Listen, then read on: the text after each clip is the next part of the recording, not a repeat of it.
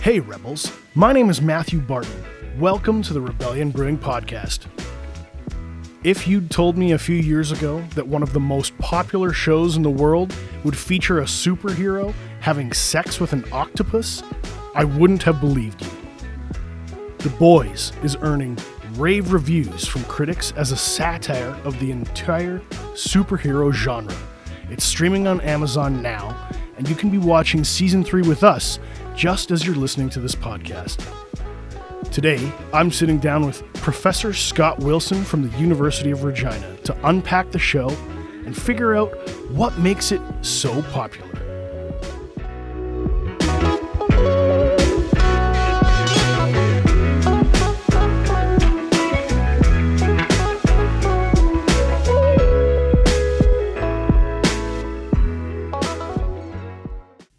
Scott, welcome to the show.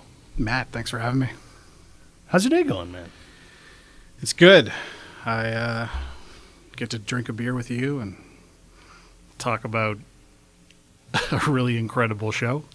I didn't think you were going to start with the octopus sex, but here we are. You got to lean into the octopus sex and the violence. Oh, definitely. I guess you're really eyeing up the beer, so why don't we break with tradition and just crack it right now?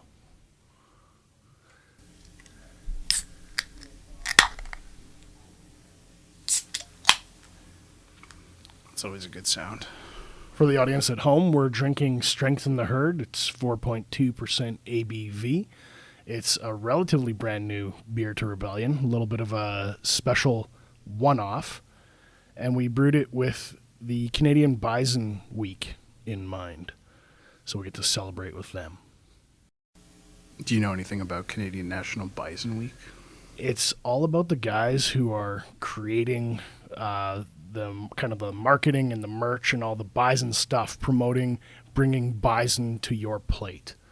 So when you're drinking this beer, it's designed to go with bison burgers and fries, bannock and pemmican, mixed nuts. This beer is designed for those kinds of foods. Well, that's great. It says easy drinking on the can. It's certainly that. Definitely tastes a little bit like the lentil. It is technically Kolsch.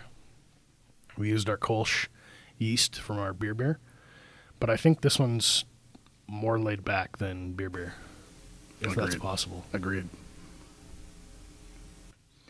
When they came to us, they said to Mark, we really like Rebellion, but we don't want to melt people's faces off. We want a nice, easy drinker. So we said, we got you. I guess I wanted to start off the conversation by saying The Boys is a work of transgressive fiction, which I know from talking to you, that is one of your specialties. That's what you teach. So can we start there? Can you tell me about your work teaching transgressive fiction? Certainly. Transgressive fiction is a strange genre to define. It's got a lot of different sort of opinions. It started off as simply being literature that was shocking for shock's sake. It was anything that didn't really fit with mainstream literature. So some of the early definitions included things like funky cover designs and strange fonts and lack of punctuation. And a lot of the themes were things like drug use, violence, sexuality, all those types of things you see when a show comes on. You're like, okay, this might be for me. Viewer discretion is advised. And so it was a bunch of kind of strange authors, strange books, and I think it didn't get a lot of respect in the academy among scholars. And more recently, my work on it started when I was doing a thesis on Fight Club, which we talked about on a previous episode, and really centered on the satirical elements of transgressive fiction. You know, it's not shock for shock's sake. It's shock to teach a lesson. It's shock to criticize.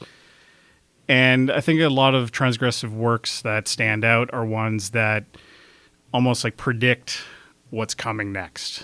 That Fight Club thesis was really talking about masculinity in crisis. I see all this potential, and I see it squandered.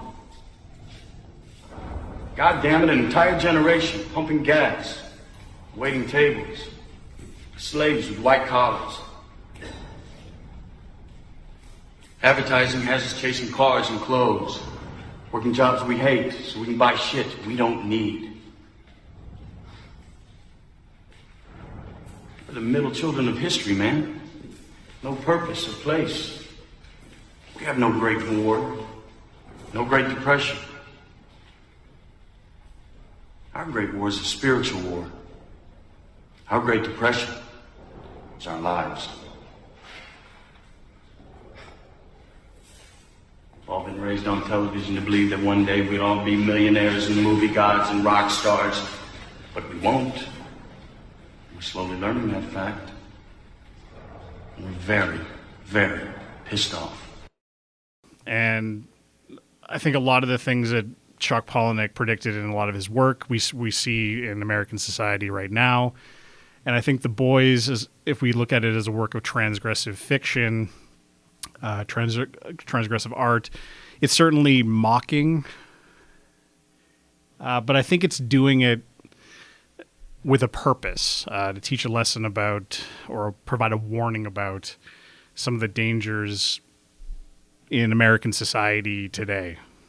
And so a lot of transgressive fiction is about things like the carnivalesque, things that are absurd, certain like oral storytelling tradition. And I think there's this sort of maybe a lowbrow reputation to it. So I think when you're talking about a show that's about comics and they become very popular recently,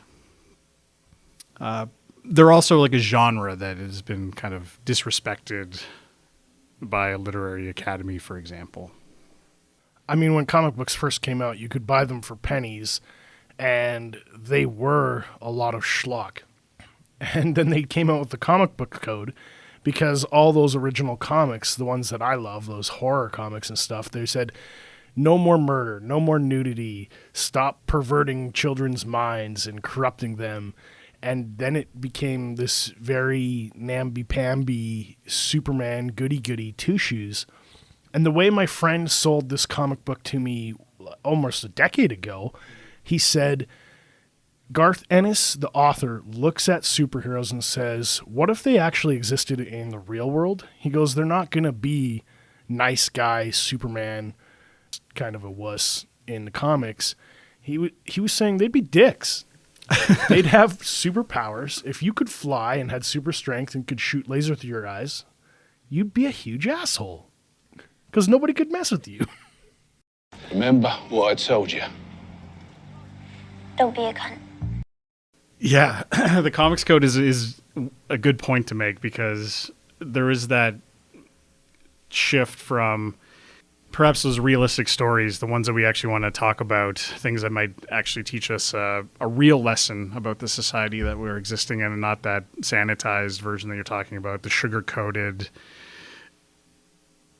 perfect hero that never makes any mistakes. This is definitely going in that other direction of if you give a superhero the adoration and the unlimited resources, I don't think they would be necessarily good. And we even see some characters in The Boys who start off trying to be good all the time and find it impossible because they become a little bit disenfranchised with even the idea about superheroes. So it's interesting to be talking about a period of time where Marvel movies are so popular, DC movies are so popular. And certainly we've had some quote-unquote gritty superheroes that have become popular, but this show really does try to make people confront aspects of maybe their own personalities. What do they like about superheroes? I think there's a lot of parallels we can make too between the way that the superheroes are treated in The Boys and how they would be treated if they existed, and professional athletes, right? This show is a real warning to be careful who you idolize. Like, make sure your role models are maybe a little less idealistic, that can live up to your expectations, and not someone that will perhaps disappoint if you learn the truth about what they do in their personal lives. We do see them get a free pass for tons of bad behavior, whether it's assaulting their spouse or copious amounts of drug use. There seems to have also been a reckoning, though, the hashtag #MeToo stuff. Like there is a kind of mechanism to hold these guys to account. We think of the riders. What's his nuts? The Mariano? Oh, Marino. Marino. He low hits the guy, hurts his knee, right? And then he's uttering racial comments and beating his chest after. I'm like, what's wrong with you? And he doesn't seem to be getting a break. He seems to be getting beat up in the media quite a bit. He's getting beat up quite a bit in the media. The Riders organization is getting criticized for not being harder on, their, apologizing for those things. I thought that quarterback, Jeremiah Mazzoli, had some good comments about if the CFL's mantra is diversity is strength, and you suspend somebody for only one game of his 4 games for the racist comments he made.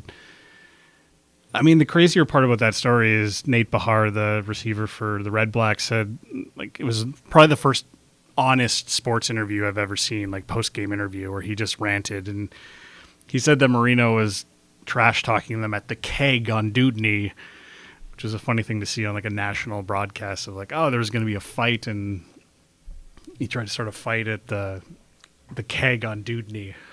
And I was just laughing about the fact that even in his off time, this wasn't part of an act as his on-field persona. He was still kind of living up to that maybe ideal football player that he wants to be, this tough sort of you can't hurt me sort of mentality. And I think when we're talking about the boys, we have that idea about Clark Kent's Superman being this aw shucks guy from the Midwest, and then we immediately see what happens if Superman is Donald Trump, or if Aquaman is, deeply insecure and a terrible person.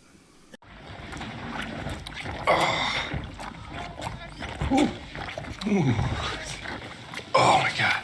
What the fuck? It's not what it looks like. What are you doing here? Nothing. I'm not doing anything. Why would you even... This octopus was sick. Which, given the amount of crap that Aquaman takes just in general, is, I think, a really good choice that Garth Ennis makes, and then the showrunners of this show make. In the original run of the comics, it's very much couched in 9/11. It's a treatise on 9/11. In the comics, Homelander and Maeve and the Seven, the superheroes, they prevent the planes from crashing into the Twin Towers. But they take out a bridge, they crash the plane and kill a whole bunch of people, and then there's a big cover-up to cover their failings. They gloss over that in the show. But back in the time, I feel Ennis was saying the terror attacks on 9/11, that was a real kick open of the door towards fascism. He's saying we're going to lean into the Bible and patriotism, and these things are really dangerous, and it's going to lead us down a bad path. And then we see what happened with Abu Ghraib and Iraq and all the war crimes that were going on, all that awful stuff. And it's like, holy crap, Ennis kind of really called that one. So it feels now they can't just sit on 9/11. It's 20-some years old, so they refreshed it, and it, to your point, much more Trumpian. Yeah, and I think what is great about the show, and also disturbing for all of us living in North America, is a lot of those ideas that Ennis is talking about haven't really gone away, right? 9/11 opens the door for some of these ideas. Make sure you're buying another refrigerator or the terrorists win. Homelander in the show flat out goes to a evangelical faith-based rally of sorts, big conference, and basically Capes for Christ. Capes for Christ. And he basically tries to start his own crusade. Because I believe that what God wants me to do is get on over there, find the filthy bastards that masterminded this, whatever cave they're in, and introduce them to a little thing called God's judgment. That's what I think. I mean, he's right up there being like, the Bible basically has told me that I should like go find these people and destroy them, and they're different from us, and it would be un-American not to go smite our enemies. Like it's the speech that Vought, the corporation that owns these superheroes, basically says, don't give this speech, and he just can't help himself. And I think we've seen politicians recently do this all the time, where you're like, some of it is certainly pre-written and totally scripted and just regurgitated, but other times you see that little like twinkle in someone's eye, and they're just like going off script a little bit. Homelander is consistently saying like, I know who my audience is, I know who my base is, I'm going to give them what they want. And I think in terms of that Donald Trump comparison, Homelander in the show certainly does that, where you can just feel the people off stage cringing and saying like, he's doing this again, but he's so powerful that no one has anything to do to stop him. And I think that's that fear that Homelander instills in other people is what happens in current day politics when people don't want to criticize someone because they fear they're going to lose their endorsement and they're going to be out in the next election, or worse.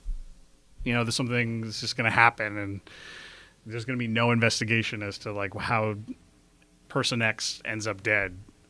I mean, The Boys is absurd and it's certainly transgressive work, but I think it only works if you can toe a line between the sort of fantasy and reality. And I think it's satire and its sarcasm and its sort of cynicism is warranted, and it works because they're so consistent in being like, we're going to criticize pretty much everyone in this show.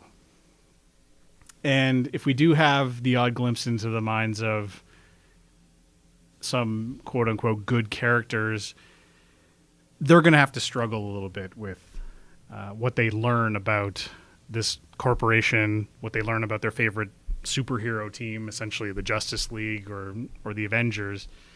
And they need to then decide, like, how much of my personal ethics am I going to sacrifice for this myth about essentially the American dream. I think that was very much season 1, was Starlight getting into the Seven and realizing they were going to hyper sex up her uniform, low cut with the booty shorts and all that sexual stuff.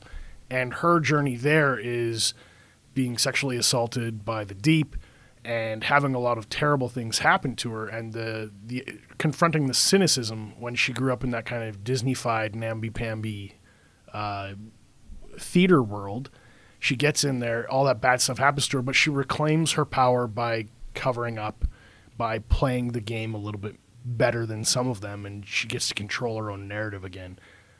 I thought that was interesting in terms of this kind of it's a half win towards reclaiming your dignity. Well, and the uniform change in the show basically comes after she saves someone who is being sexually assaulted, and she beats up the two guys who are doing it.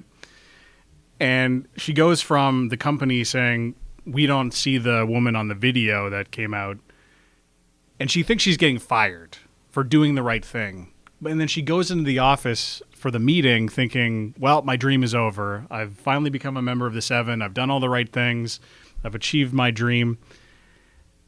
And she's surprised to learn that the woman has come forward, and suddenly, because it's polling well and their audience loves it, that not only is she not fired, but she's going to be like their new favorite. And they're talking about feminism and empowerment. And to your point about #MeToo, you have this brief moment of, hey, good for her. And then they reveal the new suit, which is the skimpy thing that she doesn't want to wear. And the Stillwell character who's running a lot of Vought's decisions and making these kind of calls, she basically says that it is your choice what to do with your body. Starlight, like I said before, this is a partnership. In a partnership, there is give and there is take. It's my body. I have the right to choose how much of it I show. That is true. You do. You just won't be doing it in the 7. Unless it is wrapped in that. But you can either like do it working for us or you can do it somewhere else. Like wear this costume that makes you feel uncomfortable and is degrading, or get out. And so the agency is taken away, right? And a lot of transgressive works that I talk about are characters who feel that lack of power, right? And then they go about trying to make change in ways that are not socially acceptable. But what's been very strange to see recently is some of those solutions that come up in Fight Club, that come up in something like Catherine Dunn's Geek Glove, or even in shows like The Boys, where there's a debate about how do you get to your goals? How do you accomplish what you feel is right and still maintain that integrity I was talking about earlier?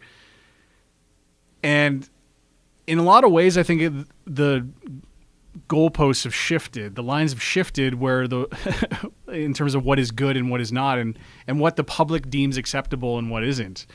I mean, what some of the horrible things that Homelander does throughout that show, that he thinks for sure this is the moment that I'm canceled. I'm the strongest man on earth and this is going to be my demise, are things that the audience accepts. His base accepts. The American public accepts. And I think are you talking about they accept it in the show or they accept it in real life? I think both. Donald Trump saying I can shoot someone and like I'd still win. Whatever that quote was. Homelander's really embodying that. Like he commits a war crime in one episode, and there is certainly some part of the American public, a certain half of this crowd that's there to be like, we want justice. This is unacceptable. But he's learning very quickly that there's another side of it, that if it's for freedom and justice and, you know, America's enemies, quote unquote, are the ones dying, that there's a certain like level of casualties that's acceptable. And that's always certainly been the case. But he's able to like flat out like openly talk about it. Like instead of speaking in euphemisms about something, he just starts being very direct about what he wants to do, what he can do, what his capabilities are. And instead of the public being horrified, we start to see them turn towards that as a legitimate option and something that I think they're feeling not empowered. And so they're sort of living vicariously through Homelander and this ability to do whatever he wants, which, again, is not unlike Donald Trump saying whatever he wants, doing whatever he wants, and people kind of thinking like, this is leadership, this is strength, even though a lot of people are looking at that same situation and saying, this is corruption, these are crimes, this is immoral. They lionize the action of unvirtue because it appears to be coming from a place of strength, or violence is being interpreted as a moral good. Correct. I wanted to circle back to your comment about how capitalism, that corporatism kind of corrupts everything around it. We see this broad theme, this criticism coming up again with like pinkwashing and rainbow flag washing, where a lot of people in the gay community were saying in 2022, all these companies are just phony and they're going to fly that rainbow flag for a month, but it's all fake and they just want our dollars and they don't actually believe it. And it's this performative wokeness and not true meaningful change and not true acceptance of LGBTQ. So they're rejecting that. And in The Boys, they get to go to like Pride Land, where there's like rainbows and it's super woke, allegedly, but it's like Vought's funhouse mirror of what it means to be woke, and it's all corporatist. When I was looking at other people's critiques online, specifically Reddit, there were people who were like, well, the show is giving everybody a rough time. They give it to both the left and the right. They're not just making fun of right-wing people. And I'm like, no, they're really just making fun of right-wing. Well, remember when they went to Pride Land? That's so woke. And I'm like, no, they're making fun of right-wing corporatist consumption, like the profitization of wokeness. And they perverted it. Do you see the difference? And they didn't see the difference. They couldn't interpret it. They were like, yeah, I want to form a fight club and be a space monkey. Like, that's the good thing. Right. The missed ironic markers in the show. That's a common thing that happens in transgressive fiction works. Like with Fight Club, there's a weird moment where the narrator realizes, and for people who have seen the movie, that the Tyler Durden Brad Pitt character isn't real. That's a moment where the audience should say, like, holy shit, this is dangerous, try to fix it. And Ed Norton's character in the movie is running around trying to undo the wrongs that he's done. And for many people that watch that, you're like, come on, man, you can do it. But what I learned was a lot of people are watching it and being like, hoping that he fails. And there's moment after moment like that in The Boys. Happy Amazon Prime Day, by the way, Matt. We're talking about an anti-corporate show that is on Jeff Bezos's network. I love the irony of this anti-corporate critique, this super ironic, dripping with acid show, and it belongs to basically the modern dragon horde sitting on jewels, like rubbing your body with oil, going, you know, Jabba Nobada. Bezos does look more oiled up these days, and roided up these days. Maybe he's into the compound V. But to your point about that corporate virtue signaling in terms of pride and this going away, I mean, in the show, there's a storyline where Queen Maeve, who's a sort of Wonder Woman parody, the company finds out that she's bisexual and has been having a relationship with a woman for years. And they're accepting of it, but they only insofar as they see it as a corporate opportunity. And they start to, have like vegan Queen Maeve tacos at their theme parks. And like you said, it's there's a certain visibility to the issue, and there's a certain, good part in terms of representation, but it's not coming from a good place. And I think people are right when they criticize corporations who they change their logo on their website or their Twitter account or their Facebook page for a month and then don't really do anything in terms of, programs and education and making change in communities. There's not really a sort of grassroots change. It's simply, we're probably going to get criticized if we don't change our logo this month, or someone's going to bring it up. And it's not to say that some companies don't believe in that. It's just highly unlikely that a massive corporation like Vought on the show is really going to invest heavily in trying to do some sort of social good. And someone like Bezos, or I think we talked on a previous episode where we were talking about Bo Burnham and Alyssa Nutting's Made for Love, where these guys have the money to save the world and choose not to. I'm launching a giant dick rocket into space, man. I got billions. Well, in The Boys, it's basically like, take that situation where the company's that powerful, but they also have an army of hundreds of superheroes at their disposal. And they're playing by some of the rules, when they're dealing with the American government and respecting certain international laws. But they're doing everything they can to skirt around those and try to get around those. And I think as the show progresses, it's going to be more and more apparent that Vought maybe not unlike Disney is like a country unto itself, where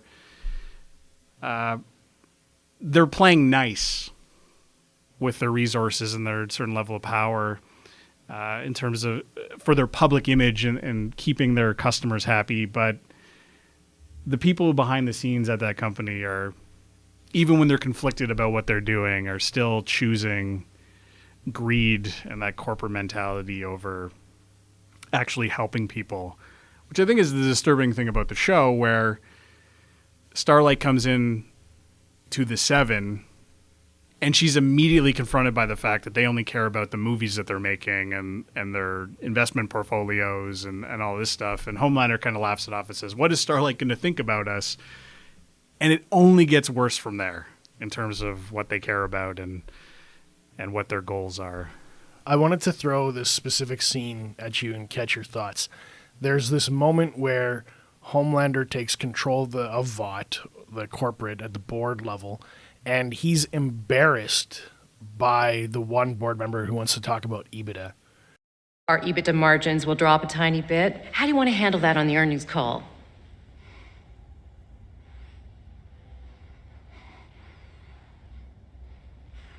What's your name?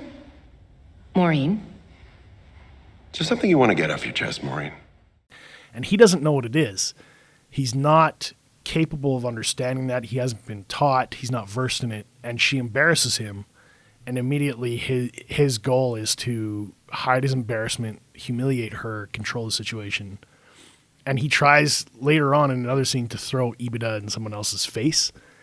Run along and save the day. Meanwhile, the grown-ups, well, we got to worry about the share price and the EBITDA margins, okay? Because he's like, oh, I know what it is now. And this is like, that humiliated me, so that was powerful. Now I'm going to use it to humiliate someone else. Like, he's this childish fucking way. Homelander is terrible in many ways, and the amount of times where he does something simply to humiliate another person when he feels small or when he feels vulnerable, there's no expectation I would have. I mean, maybe for Clark Kent as Superman, he's an investigative journalism. He does his research. He has those types of skills. Homelander doesn't. He's basically bred in a laboratory. He's a weapon, a product. And the fact that he can't just sit there, listen to someone who's trying to make him more money, give him more power, without having to humiliate her. Essentially, somebody else in the room says for her to get out of there, which is to appease Homelander and make it so he doesn't get overly angry.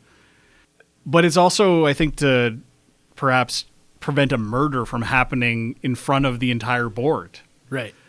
So Ashley, the character in question, may be trying to save her life somewhat, but she also doesn't want to have to like call in the cleaners to come into the boardroom and clean up another corpse. Like, that's the type of psychopathy we're dealing with Homelander.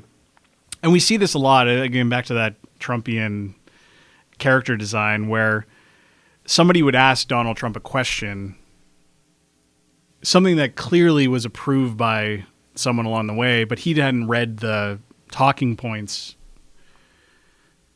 And instead of just sort of listening or asking a follow, like asking for a rephrasing of a question or asking them for a definition, he would just try to belittle and embarrass that reporter and basically call them fake news. Since you're attacking us, can you give us a question? Mr. President-elect. Go ahead. Mr. President-elect, since you are attacking our news organization, can you give us a chance? Your organization You are attacking our news organization. Can you give us a chance to ask a question, sir? Go ahead. Sir, can you state, Mr. President-elect, go ahead. Can you state She's categorically, asking a question. Mr. Don't be rude. President-elect, can you give us a question? Don't be You're rude. attacking us. Can you give us a question? Don't be rude. Can you give us a question? I'm not going to give you a question. Can you state categorically? You are fake news. Sir. You see, he said he was going to ask a very simple, easy question. And it's not. It's not. Not a simple question, not a fair question. So here's the story, folks. Number one, I am the least anti-Semitic person that you've ever seen in your entire life. Wait, let's see. I want to find a friendly reporter. Why not just say it's a story I don't like? I When do you that. call it fake news, No, I do you're that. undermining No, no. confidence in I our do that. news media. Here's the thing. Isn't that Okay. important? Homelander very much does the same thing where he can appreciate strength, but only so far as can he use it for his own advantage. And consistently, the show is suspenseful and terrifying because you're never sure which character, whether they have superhero powers or not, is going to be another victim of Homelander's violence or his humiliation. And so you're constantly on the edge of your seat thinking, what's he going to do next?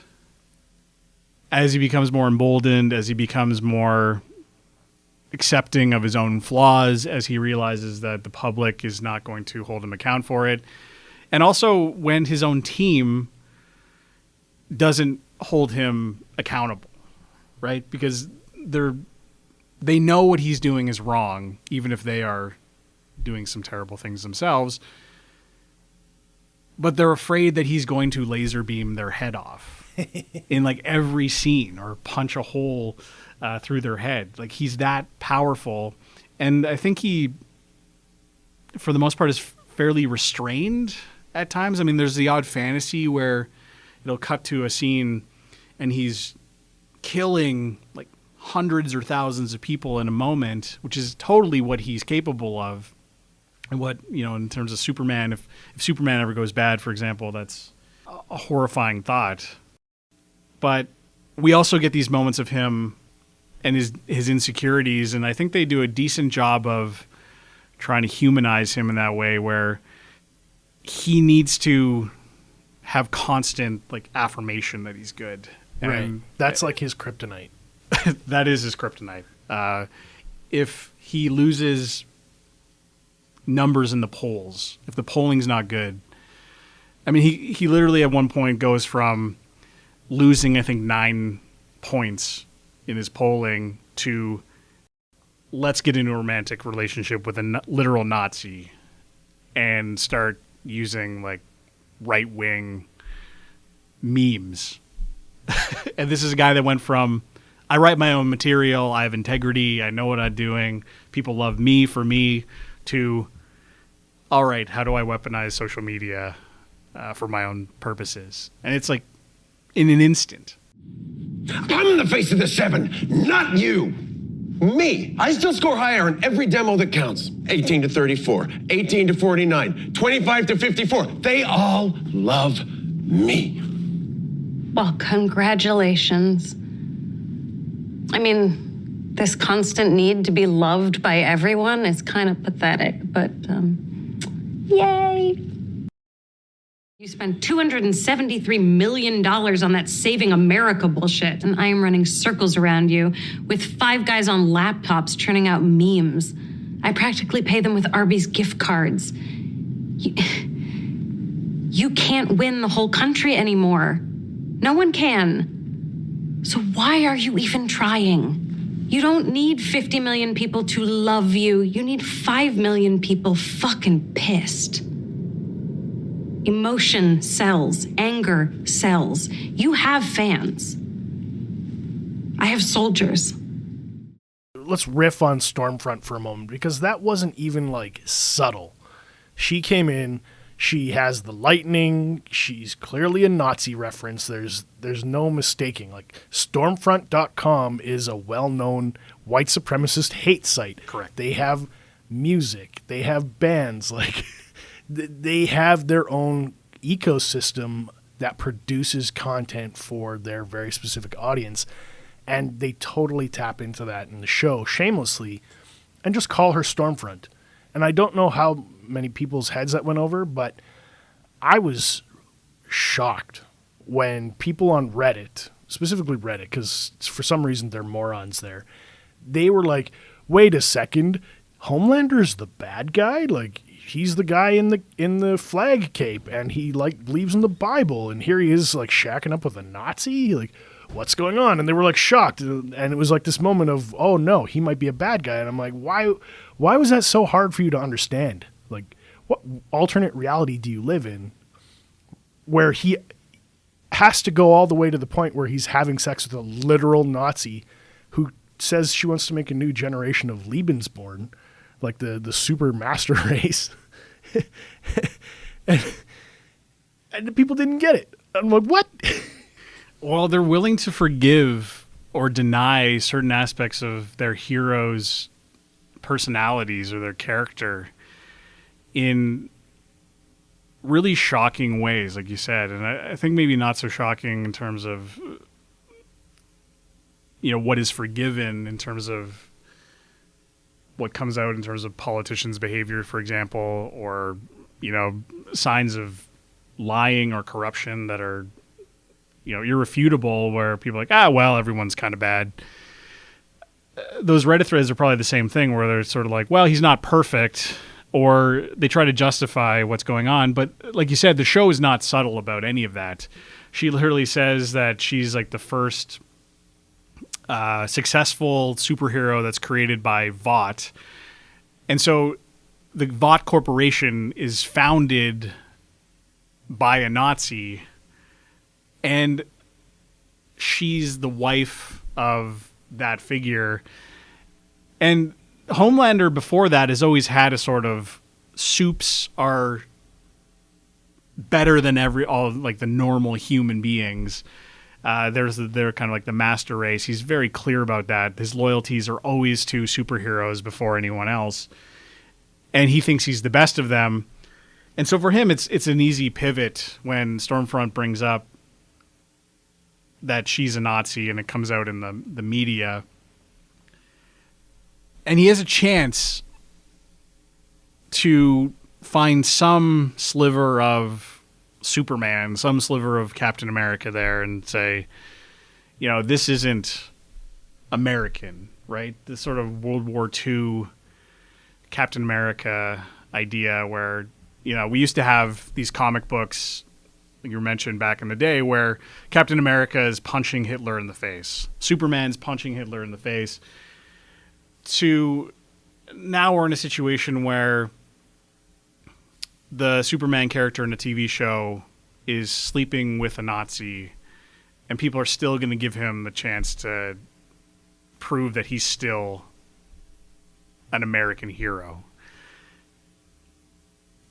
And I kind of wish that was absurd, but you'll see people all the time, whether they're in politics or otherwise, support people who are part of these movements, people who are white supremacists, that both sidesing. There were good people on both sides in Charlottesville mentality.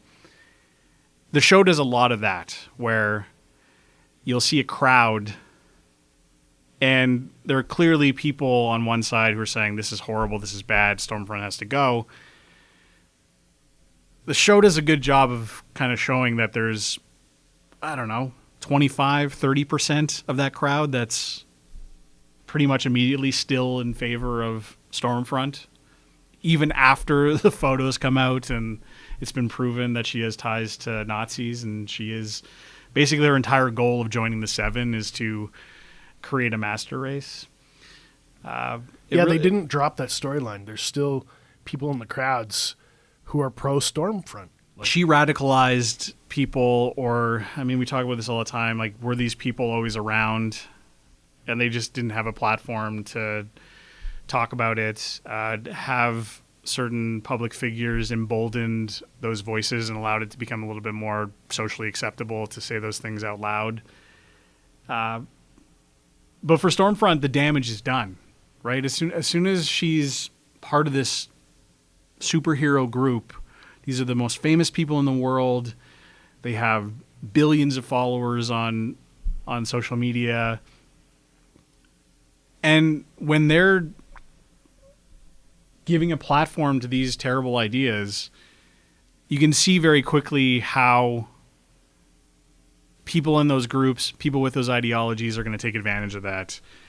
And I think you see that in recent January 6th hearings, where Proud Boys and Oath Keepers have been testifying, former members saying, like, no, we were hanging on to the president's every word. why did you decide to come to Washington on January 6th? For me personally, I was, pretty hardcore into the social media, Facebook, Twitter, Instagram. I followed, President Trump, on all of the websites, I think we saw a glimpse of what the vision of the Oath Keepers is on January 6th. It doesn't necessarily include the rule of law. It doesn't necessarily include, it includes violence. It includes trying to get their way through lies, through deceit, through intimidation, and through the perpetration of violence. The swaying of people who may not know better through lies and rhetoric and propaganda that can get swept up in these moments. And I'll admit I was swept up at one point as well too. But the straw that broke the camel's back really came when I walked into a grocery store. We were living up in the very remote town of Eureka, Montana, and there was a group of core members of the group of the Oath Keepers and some associates, and they were having a conversation at that public area where they were talking about how the Holocaust was not real. And that was, for me, something I just could not abide. I think it's definitely a warning to people that you need to be careful what you say, and you need to think about who your audience is and what your purpose is, and how the everyday person who's listening to you is going to be inspired by those ideas, or they're going to try to appease you or impress you by fulfilling what you're saying. I mean, these are people who idolize these heroes, and it makes a lot of sense to me that one guy who's just, it's an opening to one of the episodes where he just is going about his daily routine.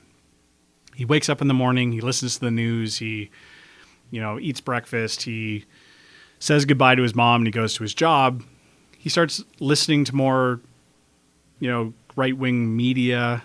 He's staying up later. He's not sleeping as much. He's becoming more and more paranoid.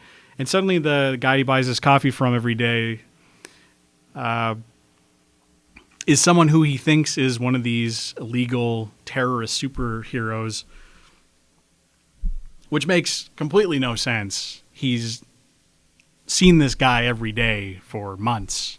He buys his coffee from him. He knows who he is. He has a nice kind of conversation every morning. And I think that's how quickly that radicalization can happen, especially when we're dealing with superheroes who are talking about scary enemies, right? There's a lot of points in the show where they're talking about how fear can be used for profit. Fear can be used to mobilize populations, and we're seeing that pretty much worldwide. Is that the lesson we can take away from transgressive fiction and transgressive fiction analysis? That, we can laugh about the guy getting his dick chopped off and used to beat him to death, but on the other hand, we can also have a critical thought about having sex with Nazis and creeping fascism. Like, they go hand in hand. Yeah, no, I think there is that. There's, and I will admit, the problem with some transgressive fiction is that in using this means of being satirical and ironic and cynical and using dark humor, and The Boys certainly tries to one-up itself with the gore and the drug use and the absurd situations. I mean, you were talking about the comic books earlier, which I just started reading, where there's even more absurdity and ridiculous scenarios that make you sort of cringe. And you're laughing sometimes because you're uncomfortable. You're not even sure that it's funny, but there's a moment where you have to confront this horrible thing. And it should give you a moment for pause. And I will say that the transgressive fiction sometimes offers a lot of criticism, but maybe not a whole lot of solutions. However, I do think that we need to look at some of these things and look for, like, to learn how to not be like some of the bad characters, how to find some of those good characters and see, like, do they have a point? And even if it's not going to go anywhere, is their fight, is their way of trying to change the system perhaps a good one? And then the characters in the show need to basically decide, do we resort to the same methods that these corporations and these superheroes are using, the violence, the, making low wages, keeping people working really hard, anti-union stuff, all that kind of these ideas. Do we resort to those levels to stop superheroes that they feel are bad? Or do you try to do it legitimately? They try to use the government, and they try to enact change in ways that are more socially acceptable. The problem is when they try that stuff, they just get run over. And I think there's a lot of people now trying to figure out those same things. Like when you look at a government that's in power and you want to see it changed, we see Roe v. Wade being overturned in the United States. How do you then fight back against that and put abortion laws back in place and have accessible, access to abortions for people in that country? I mean, we saw the United States make that change, and a number of countries immediately were like, we're going to strengthen our abortion laws to make sure that this health care is offered to a lot of people. And I think Democrats in the United States are having to deal with this kind of idea as, like, do you compromise what you hold as important to try to fight for causes that you believe in, that you feel are like the public good? And we see a lot of the polling in the United States says, like, a lot of these issues on gun control and abortion, the majority of people are in favor of stronger gun control. People are in favor of women having access to abortion, everybody having access to that type of healthcare. And yet the powers that be operating on behalf of a smaller minority of people are the ones that are getting that stuff done. And do the guys in the show, the boys in their team who hate superheroes, should they augment themselves and become have superhero powers in order to stop them? Do they collaborate with other superheroes in order to take down Homelander? And I think the show does a good job of sort of making us confront those things. I think in the laughter, that uncomfortable laughter, we're learning about it. But I do hope that more people, particularly who are writing posts on Reddit, can have some moments when they're watching that show where they pause and think, that person that Homelander just killed didn't do anything wrong. There should be consequences for his actions, and not, wow, that Homelander really does whatever he wants. I really wish I could do that. Because I think if everyone's thinking that way, there's a certain dangerous future that we're looking at if more and more people are watching a show like The Boys and not thinking they're criticizing Homelander. If more and more people are watching that and thinking Homelander is my hero, we're in big trouble.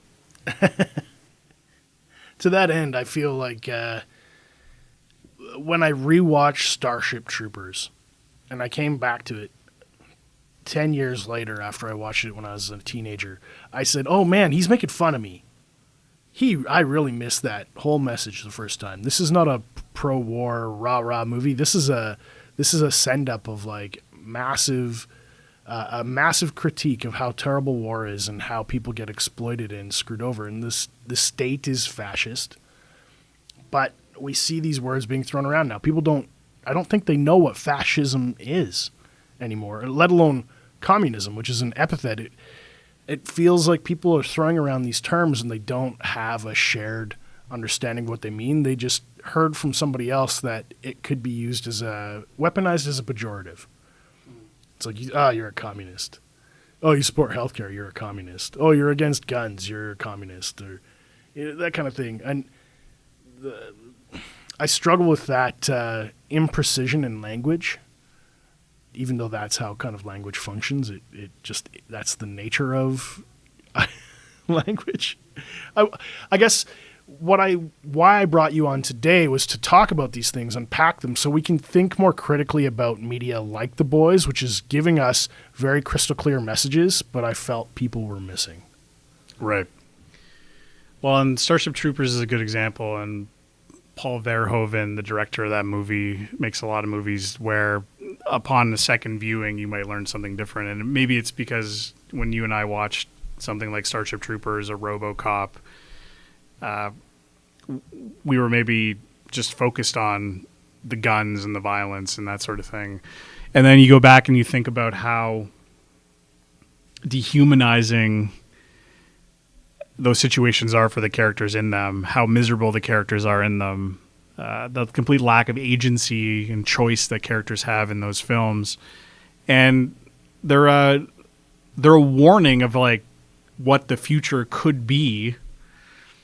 And I don't recall exactly what year Starship Troopers is meant to be set in or what RoboCop is, but in terms of a director who's trying to warn us against those negative changes in our society, they do a really good job of saying corporations are going to have more power than they should.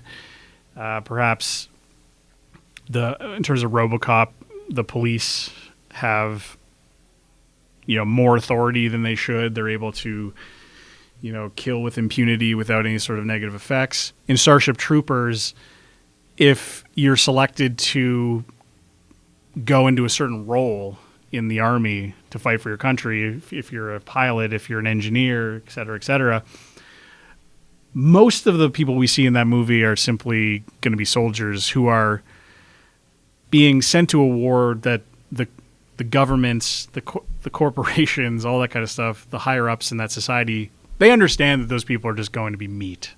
This year we explored the failure of democracy, how the social scientists brought our world to the brink of chaos. We talked about the veterans, how they took control and imposed the stability that has lasted for generations since. You know these facts. Look, when you vote, you are exercising political authority. You're using force. And force, my friends, is violence, the supreme authority from which all other authority is derived. Naked force has resolved more issues throughout history than any other factor. The contrary opinion, that violence never solves anything, is wishful thinking at its worst. People who forget that always pay. Like, they're lambs to slaughter. And I think that satire sometimes doesn't hit, and I think that's the risk of someone trying to portray their message in that way. But it's also hard to be really direct about some of these topics and have people stick with them, right? They're difficult topics. They make us confront parts about ourselves that we don't like. And if you don't have a laugh in there, if you don't have some sort of shocking moment to keep people's attention, I think somebody wouldn't sit down and watch an hour of The Boys when it comes on if it was just an entire hour of you're doing things wrong, you're bad, right? It would feel more like a lecture than it would an actual piece of entertainment. But the risk there is, does somebody watch Starship Troopers and think like, I want to die in that war, even though it's very clear in the movie that if you're a soldier in that army, you're dead. There's no heroism there. There's no valor there. I mean, it's like anybody who's ever read war stories, particularly ones written by soldiers, war is hell and it's not good. People who have never been to war think that war is good. And I think in The Boys, it's people who perhaps aren't struggling that much who see that show and think Vought's doing the right thing. Even though it's very clear, like, while they're not showing us a Vought Amazon warehouse where people are pissing in bottles because they don't have enough time to, take a break during their shift, assemble that package faster or I laser you to death. Right. Like, we only get like the kind of the tip of the corporate iceberg with Vought, but if Homelander's at the top, near the top of that, and his reactionary thing is laser people to death or I'm going to let this plane full of people die. Just imagine what like the lowest person on the rung of Vought has to deal with in their day-to-day life to like keep this corporate machine churning. It's a horrible nightmare scenario, and maybe one that I'm hoping we get a couple more glimpses into. I think maybe with Amazon unionizing and that kind of worker mobility happening, there may be some sort of scene in a future season where Homelander like goes to like a Vought union protest and is going to try to talk people down and ends up again lasering half the crowd. But it's a clear warning of like we need to make some changes, even though it's kind of a lot of our current reality. I'm going to leave you with this final thought where there's a scene where Homelander knows she's a Nazi. He knows Stormfront is a Nazi and she's bad and she got her ass kicked by the heroes and she's allegedly defeated.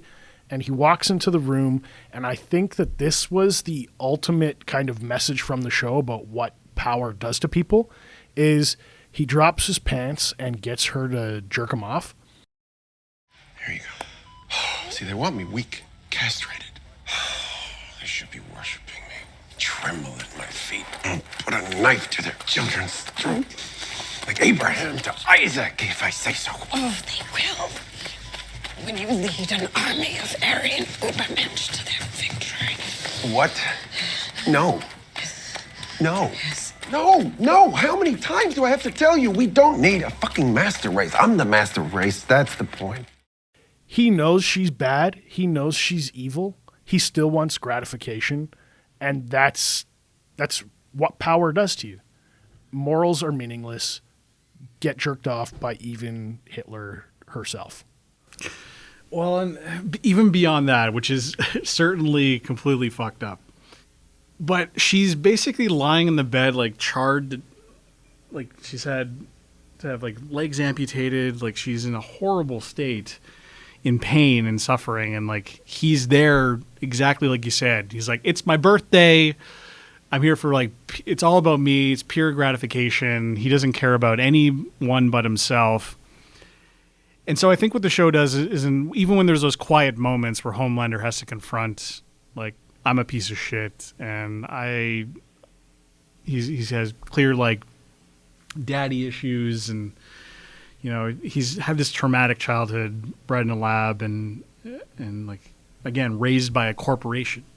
I think they're literally saying in that moment, he's America, and the countries that America has hurt, the people that Americans have hurt, they're not self-aware enough to say, my gratification should become secondary to making sure you're not like amputated and charred to bits. It's like, no, I still need you to jerk me off, even though everything that's happened to you is a result of my poor choices and my violence against you.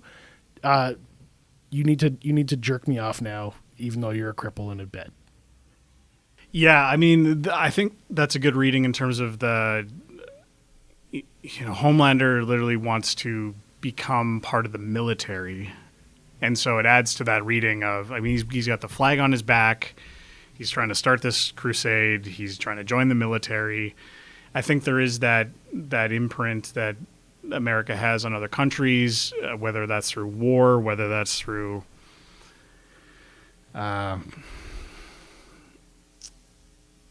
economic sanctions or creating political international alliances with countries that have human rights violations, but they've got the oil, so let's deal with that. I do think the show is a lot about that kind of legacy of trying to come to terms with some of those horrible things that America has done in terms of these international conflicts. But there's also, I think, in that scene that like the ties between those two things. Like it would be easy enough to say Stormfront is a Nazi, therefore she's bad. Homelander is like an American hero, therefore he's good. But only someone who's quite naive would think that the default is like America is good. And I think that's a lot of what Homelander preys on. He's basically like bringing up either a Bible verse or like the Constitution, or simply this is what the American dream is. Like he's literally just a USA chant. Yeah. Embodied. And it's a USA chant without critical thinking. It's a USA chant without trying to think about what have they done in order to gain that power. Who are they literally in bed with to gain that power and that authority? And what lines is he willing to cross in terms of this relationship with a fascist? What is he going to learn from this fascist and then apply to his own techniques? And what we see by season 3 is all of it. Absolutely all of it. There's not one time where he tells her that's wrong, we shouldn't do that. The only time he's ever even really mad at her is when he's trying to be kind. For like one time in the show, he buys someone flowers, and she takes a little bit longer getting back to having this like romantic moment, and he blows up the flowers and the trailer they're in, and basically like puts a crater into the ground because he's completely dangerous, and that insecurity coupled with that power add in that more than a sprinkle of fascism, and suddenly season 4 of The Boys is going to be a nightmare. Ultimately, we kind of unpack those lessons and where we think and hope the show might go, or what it might communicate on. We unpacked some of the things that people might have missed on the first viewing. In terms of your work as a professor, as a scholar, what's next for transgressive fiction and Scott Wilson? I think the big thing for transgressive fiction, and I've been trying to do this in all of my classes, is have more female authors on the syllabus. Certainly like a bit of a boys' club, sausage party. I mentioned Chuck Palahniuk before and Fight Club. There's certainly a lot of books that are this crisis of masculinity, these men feeling like emasculated by their corporate jobs. There was a certain number of those books that came out at a certain point in time in the late 90s, early 2000s. I think certainly there's still work in that area that's coming out, but I feel like people had to pivot. I mean, we talked about 9/11 earlier, and there seemed to be a little bit of hesitation in the publishing industry after 9/11 to really want to focus on these books where, planes get hijacked and buildings get blown up, and some of these solutions that are kind of violent and extreme, even if they're just a fantasy, that was less appealing. And I think a lot of transgressive fiction moved in the direction of like horror and sci-fi. However, we had another podcast episode talking about Alyssa Nutting, and I've been teaching her work a lot, Unclean Jobs for Women and Girls, Made for Love, and a lot about Catherine Dunn's Geek Love, which is, if you're looking for again, one of those moments where you're like, these characters are doing what to who and that. Like that book's pretty gross. I mean, I think Tim Burton has the rights to that book, but Guillermo del Toro definitely needs to just buy it and make it a series. But so that's a big one, is trying to figure out like men are not the only one who are looking at their society and writing a book that is darkly comic and funny and disturbing and messed up. So my students have been responding really well to those texts, and as Chuck Palahniuk was always saying when I was doing my Fight Club research, about half of his audience was women. So we have this idea that he'd certainly have these space monkeys who are having that, wait, are we the baddie moment, which I hope people who are watching The Boys have. when Homelander does certain things. So that direction, I'm also trying to better define the genre. So if someone's listening to this and they start typing in transgressive fiction, try to find other books. My students sometimes had to do a little bit of like checklist as we go through. I offer up some themes that I think they should look for. But we're trying to move to like a better definition of what that is. And I think also looking for books and looking for ways to read books where we're getting past those shocking moments that seem like they're addressing a problem and maybe find more of those quiet moments where there is a solution. I think in terms of the boys, I'm looking forward to seeing like if Annie Starlight, if she's able to, having gotten outside of Vought, if she's able to, find a way to make some sort of change, to fight back against this company, to empower more people that doesn't involve those resources, or find a way to, manipulate those techniques or those tactics in a way that actually has results. I think what the show ultimately shows in a lot of ways is, and the Billy Butcher character talks about this all the time, is like the one thing that superheroes care about is their reputation. And I think maybe it's changed in terms of what embarrasses someone or what can be seen as improper or immoral enough to have it result in some sort of sweeping change. But I'm constantly just trying to find, new shows like this, trying to think about, adaptations of some of these books and how they turn them into series and get them exposed to a wider audience. Well, I want to thank you again for coming on the show. I almost forgot to mention, I wanted to publicly congratulate you on getting tenure, which is, I think, awesome news. Oh, thank you. It's, again, a bizarre thing to have that happen in the middle of a pandemic. And it's certainly really great news and allows me to have a permanent job for the first time in probably about 20 years. So it's going to allow me to actually focus more and know that I'm in a stable place and continue some research and really continue to work on my teaching and just have a home at Luther and hopefully do some good things.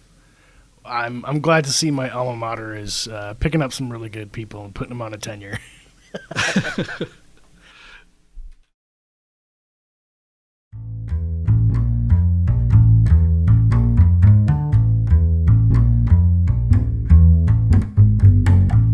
Rebels, thanks for listening today. If you have any questions or comments about this episode, be sure to join us on our brand new Facebook group page, the Rebellion Brewing Podcast. I'm going to include links in the show notes to some of Scott's stuff so you can follow him online and check out some of the books and media that we talked about today on the episode. I'm also proud to let you know that we're members of the Saskatchewan Podcast Network. It's a one-stop shop for tons of locally produced shows from across our province. You can find them at saspodcastnetwork.com. Be sure to follow us on Facebook, Instagram, and Untapped so you don't miss out on the latest in Sask craft beer news. Thank you for joining the Rebellion.